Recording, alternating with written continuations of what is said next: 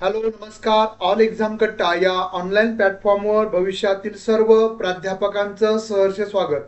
मित्रांनो, अनेक विद्यार्थ्यांचे मेसेज येत होते, फोन येत होते की सर ॲप्लिकेशन म्हणजे विषयवाईज कशा पद्धतीनं किती ॲप्लिकेशन आलेले आहेत त्याची आम्हाला माहिती मिळावी. तर जो माहितीचा अधिकार अंतर्गत ही माहिती मिळवली होती. एकंदरीत जाहिरात क्रमांक आपण पाहू शकता 115/2023 lecture Maharashtra education service group B college branch यासाठी अनेक विद्यार्थ्यांचे प्रश्नही असतात की सर यासाठी सेटनेटची पात्रता होती का नव्हती, एम ए बी एड किंवा P G plus B Ed हवं होतं यासाठी. त्यामुळं जे विद्यार्थ्यांनी ॲप्लिकेशन केलेले आहेत त्यांनी निवांत राहायचे. सेटनेटची कोणतीही आवश्यकता या जाहिरात क्रमांक 115 लेक्चर किंवा अधिव्याख्याता यासाठी नव्हती. आता आपण बघूयात की या जाहिरातीमध्ये जागा कोणकोणत्या विषयासाठी किती होत्या.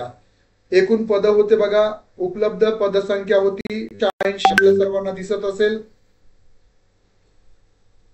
बघा, 86 पद होते. एकूण 115 आपण जाणून घेतोय. 86 पद. एकूण आरक्षित 12. बरोबर आहे. म्हणजे आपण पाहू शकता आरक्षणानुसार ओपनचे फक्त याच्यामध्ये एससीबीसीचं आरक्षण लागू झालं नव्हतं, त्यामुळं हे कुठेही तो कोटा इथं दिसत नाहीये, कारण त्यामध्ये नंतरनं ते लागू झालेलं आहे 2024 म्हणजे फेब्रुवारी 2024ला 24 फेब्रुवारी 2024ला ते लागू झालं होतं. तर त्याच्या आधीची ही जाहिरात होती. तर बघा याच्यामध्ये अशा पद्धतीनं 86 पद आहेत. अराखीव खुला 25 पद आहेत.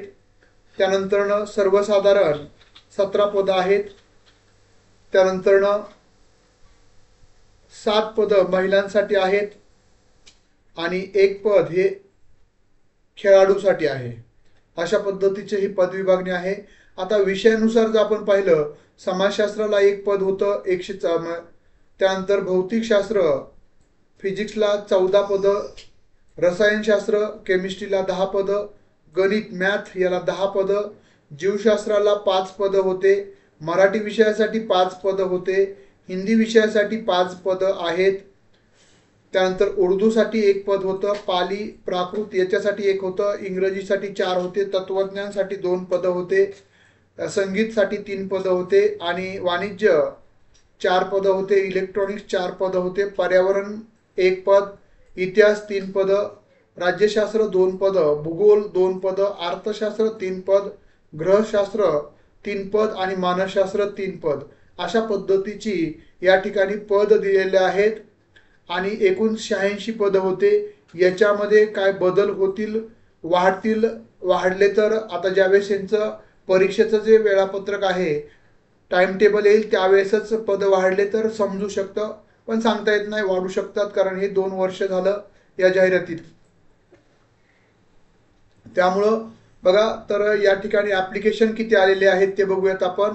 बायोलॉजीसाठी 300. आता याच्यानंतरही त्यांनी लिंक ओपन एससीबीसीच्या विद्यार्थ्यांसाठी लिंक खुली केली होती. जाहिरात क्रमांक 114 15 विषय आपण बोलतोय अधिव्याख्याता.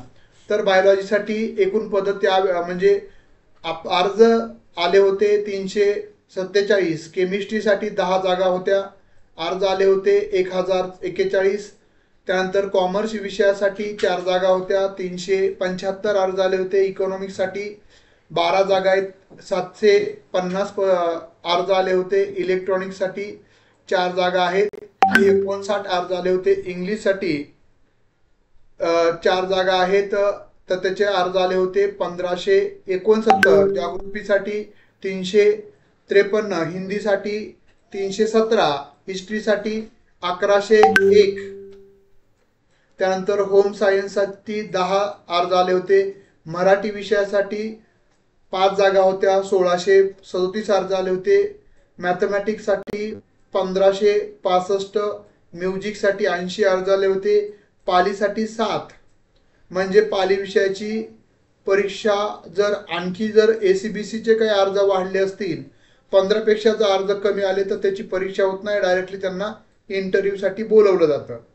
फिलॉसॉफीसाठी 39 आले होते, फिजिक्ससाठी 1116, पॉलिटिकल सायन्स 824, सायकोलॉजी 180 आणि सोशोलॉजी 444 आणि उर्दू 43 असे मिळून टोटल आले होते 11,857 अर्ज आले होते. आता बघा आपण जर पाहिलं तर 86 जागा होत्या, बरोबर आहे. म्हणजे 86 जागेसाठी त्यामध्ये काय वाढलं तर सांगता येत नाही, पण 86 जागेसाठी 11,700 आपण गृहीत धरूया की आणखी जर SCBCच्या आरक्षणामुळं 12,000 ॲप्लिकेशन आले असतील तर बघा याच्यामधले सर्व विद्यार्थी तुमचे स्पर्धक नाहीत. ज्या विद्यार्थी सिरियसली अभ्यास करते त्यांच्यासाठी सांगतोय. फक्त स्पर्धा असणार आहे 1,000 विद्यार्थ्यामध्ये.